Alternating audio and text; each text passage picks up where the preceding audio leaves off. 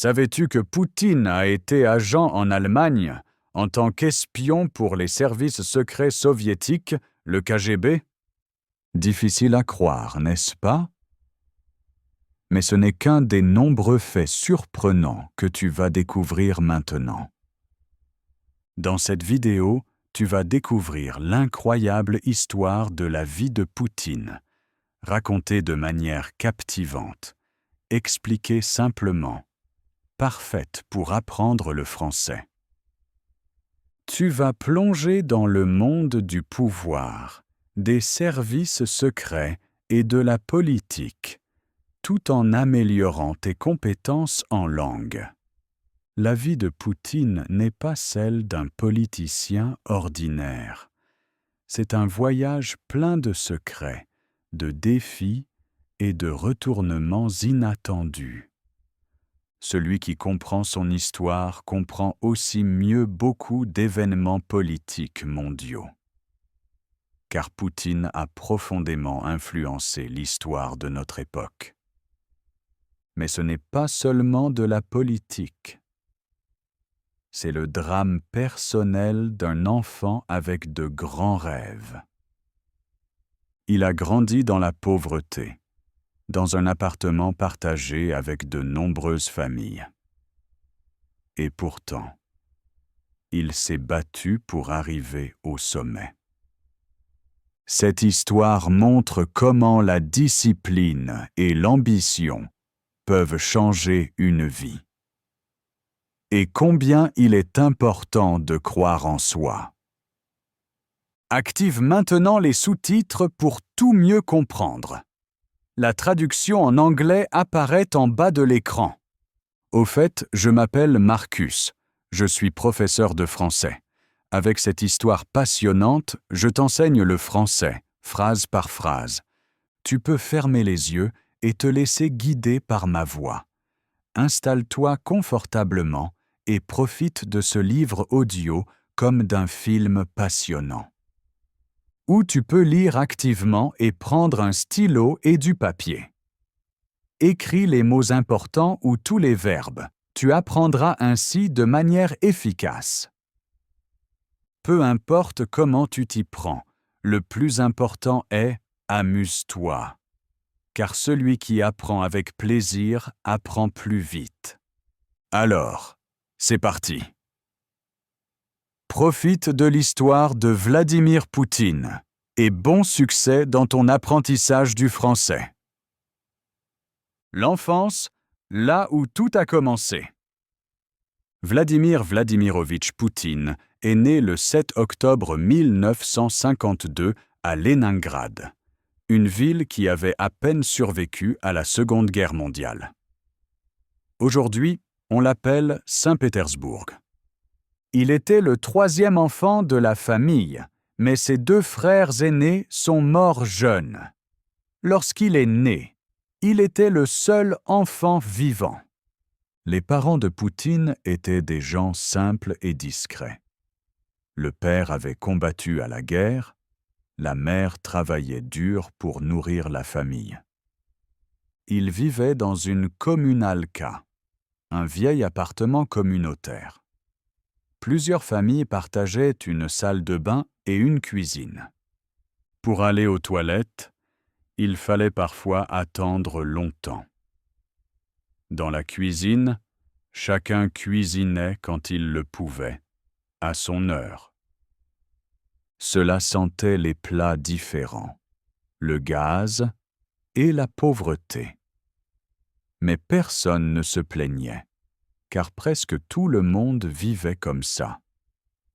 Leningrad portait encore les marques de la guerre. De nombreuses maisons étaient détruites. Les gens n'avaient presque rien, sauf l'espoir.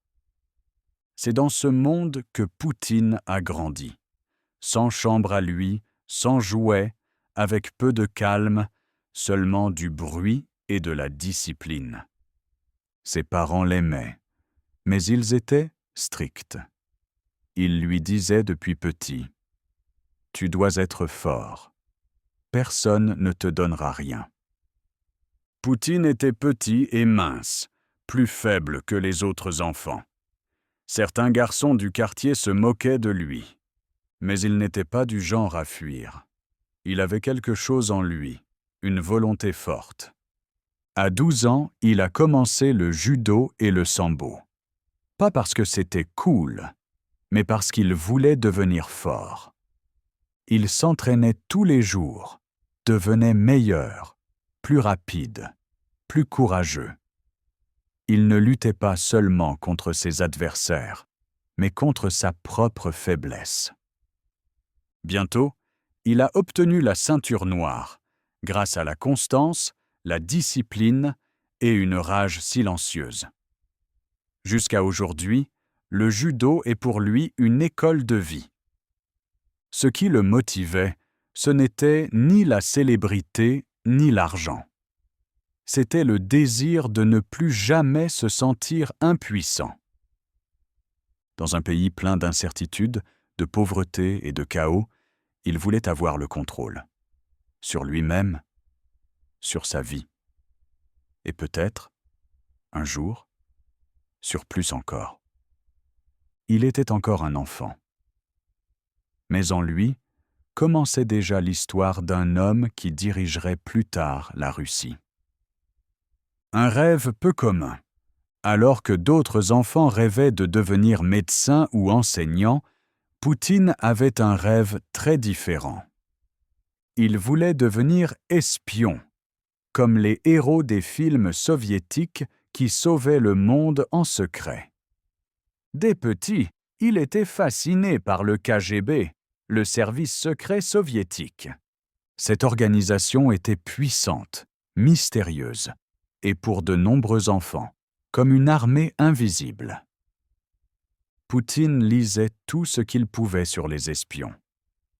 Il s'imaginait travailler dans l'ombre, recueillir des informations, et ainsi protéger son pays.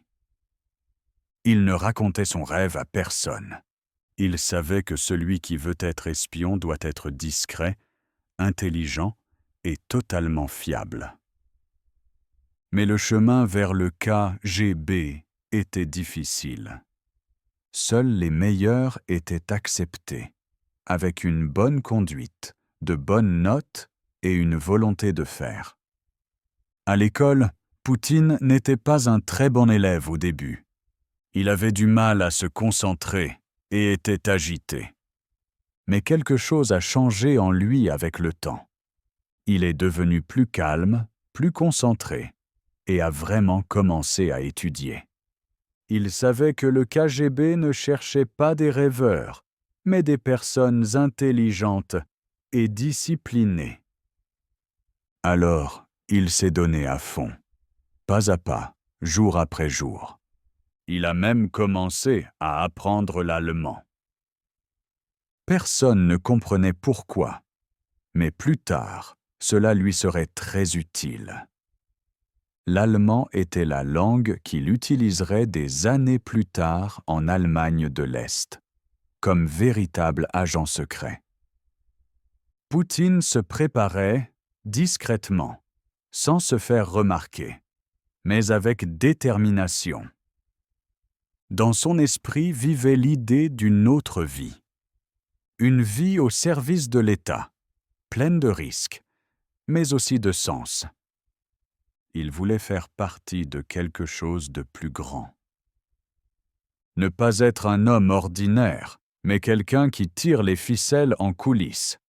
Ainsi a commencé son chemin, pas comme héros, ni comme leader, mais comme un enfant avec un rêve fort. Et ce rêve fut la première étape de son long chemin vers le pouvoir. Le chemin vers les services secrets. Après avoir terminé l'école, Poutine a été accepté à l'Université d'État de Leningrad. Il a choisi d'étudier le droit, une décision intelligente, car le KGB préférait les juristes. Poutine n'était pas un étudiant très bavard ou remarquable, mais il était concentré, ponctuel et montrait une détermination claire. Ses professeurs le décrivaient comme discret, mais très analytique. Il travaillait avec précision, posait de bonnes questions et se laissait rarement distraire. Poutine savait, celui qui veut entrer au KGB ne doit pas faire de bruit. Il doit observer, comprendre et agir au bon moment. Tandis que d'autres étudiants faisaient la fête, Poutine restait souvent seul. Il lisait, s'entraînait et se préparait pour son avenir. En 1975, son rêve s'est enfin réalisé. Il a été accepté par le KGB. Pour lui, un moment de fierté et de signification. Pour un garçon venant d'un appartement communautaire, c'était un grand pas. Il portait maintenant l'uniforme de l'une des organisations les plus puissantes du monde. Poutine est devenu officiellement agent secret, avec de vraies responsabilités. Son travail était confidentiel, ses missions complexes et sa vie strictement réglementée. Sa première grande mission l'a mené en Allemagne de l'Est, dans la ville de Dresde. C'était la pleine guerre froide, une époque de méfiance et de tension. Là-bas, il a perfectionné son allemand. Il vivait discrètement, mais recueillait des informations importantes pour l'État. Il a appris à lire les gens, à analyser les situations et à rester calme sous pression. Ces compétences seraient plus tard essentielles dans sa carrière politique. À Dresde, il passait beaucoup de temps seul avec ses pensées. Mais il observait tout, les gens, les systèmes, les faiblesses. Il comprenait. Le pouvoir ne signifie pas faire du bruit. Le pouvoir signifie savoir quand agir et quand attendre. Ces années à l'étranger l'ont profondément marqué. Pas seulement comme agent, mais comme homme avec un objectif de plus en plus clair. Poutine avait déjà ce dont il avait rêvé enfant. Mais à l'intérieur, il pensait déjà à l'étape suivante. De retour en Russie, l'ascension commence. En 1989, le mur de Berlin est tombé, un symbole de la fin d'une époque. Peu après, l'Union soviétique a commencé à se désintégrer et une nouvelle ère d'incertitude a commencé. Poutine a immédiatement compris que le monde changeait radicalement. En 1990, il est revenu à Leningrad, aujourd'hui appelé Saint-Pétersbourg. Il savait que la guerre froide était terminée et que l'ancien ordre s'effondrait. Pour lui aussi, cela signifiait un nouveau départ. En 1991, il a quitté le KGB en silence, sans scandale. Il était temps d'ouvrir un nouveau chapitre, peut-être même de suivre un tout nouveau chemin. Il a commencé modestement, sans pouvoir, sans grand plan. Dans son ancienne université, il a obtenu un poste d'assistant. Il s'occupait de tâches organisationnelles, aidait pendant les conférences, rédigeait des rapports. Mais au fond, il savait, ce n'était qu'une étape intermédiaire. Bientôt, une porte s'est ouverte, et tout a changé. Anatoly Sobchak, le maire de Saint-Pétersbourg, cherchait un collaborateur de confiance. Poutine a obtenu le poste, une grande opportunité. Sobchak était un politicien respecté et ancien professeur de Poutine. Poutine n'était pas un politicien typique. Il parlait peu, montrait rarement ses émotions, mais il obtenait des résultats. Il travaillait dans l'ombre, rapidement, efficacement, sans faire de bruit. Il réglait les problèmes avant qu'ils ne deviennent publics. Sa loyauté était remarquable. Même dans les situations difficiles, il restait aux côtés de Sobchak. Lorsque Sobchak a perdu les élections en 1996, Poutine a aussi perdu son poste. Beaucoup ont pensé que sa carrière politique était terminée. Mais Poutine n'était pas du genre à disparaître. Il n'a pas vu cet échec comme une fin, mais comme une nouvelle opportunité. Au lieu d'abandonner, il s'est installé à Moscou. C'est là que son ascension a réellement commencé. Poutine aujourd'hui. Pouvoir, critique et guerre. Aujourd'hui, Vladimir Poutine est à nouveau président de la Russie, et il l'est depuis de nombreuses années. Il a profondément changé son pays et est au centre de l'attention comme peu d'autres politiciens dans le monde. Il gouverne d'une main ferme, prend des décisions rapides et ne tolère pas les contradictions publiques. Beaucoup de Russes le voient comme un leader fort qui apporte de l'ordre. Mais il y a aussi beaucoup de critiques, surtout de l'étranger. On accuse souvent Poutine de restreindre la liberté de la presse et de réprimer ses opposants politiques. Son pouvoir à l'intérieur du pays est immense. Les tribunaux, les médias et la police sont souvent de son côté.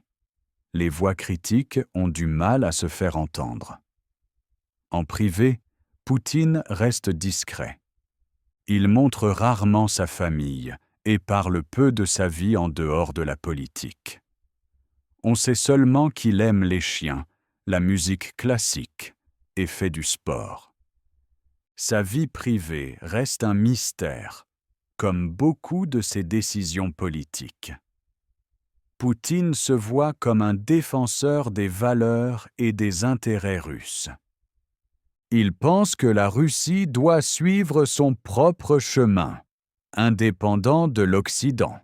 Il ne veut pas que d'autres pays disent à la Russie ce qu'elle doit faire. C'est pourquoi il s'est éloigné de l'Europe et des États-Unis et s'est rapproché de pays comme la Chine et l'Iran.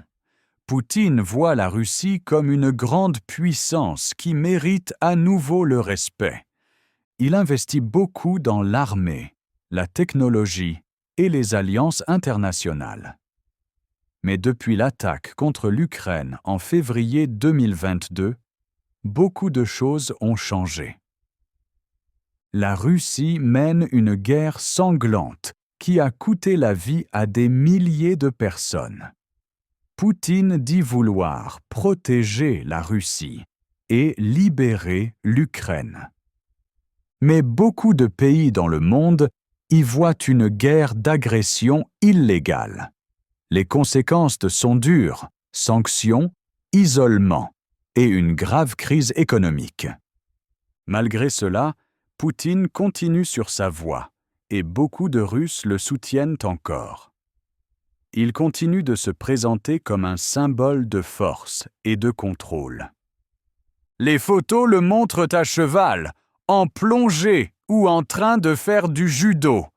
Un homme qui ne montre pas de faiblesse. Mais le monde a changé. Poutine est plus sous pression que jamais, de l'extérieur, mais aussi à l'intérieur du pays. Malgré tout, il reste l'un des politiciens les plus influents et controversés de notre temps. Héros ou dictateur? Cela dépend de la personne à qui tu poses la question. Son histoire n'est pas encore terminée, et la manière dont elle se termine sera décisive, pas seulement pour la Russie, mais pour le monde entier. Si tu as écouté jusqu'ici, bravo. Tu es resté, tu as appris, tu as réfléchi, et peut-être même appris de nouveaux mots. Je te remercie de tout cœur d'avoir pris le temps. Beaucoup s'endorment avec les longues histoires, pas toi. Tu as tenu bon. Maintenant, c'est à ton tour. Imagine que tu es président. Que ferais-tu? Écris un petit texte dans les commentaires. Quelles seraient tes premières décisions? Que changerais-tu ou améliorerais-tu? Écris ce qui te passe par la tête, même si ce n'est pas parfait. Je lirai chaque commentaire et je t'aiderai personnellement à l'améliorer. Profite de cette opportunité pour pratiquer ton français. Car écrire est aussi important qu'écouter et lire. Et qui sait, peut-être qu'un petit politicien ou une grande présidente sommeille en toi. Alors vas-y, écris ton plan pour l'avenir. Merci d'avoir été là. À la prochaine. Reste motivé et amuse-toi en apprenant le français.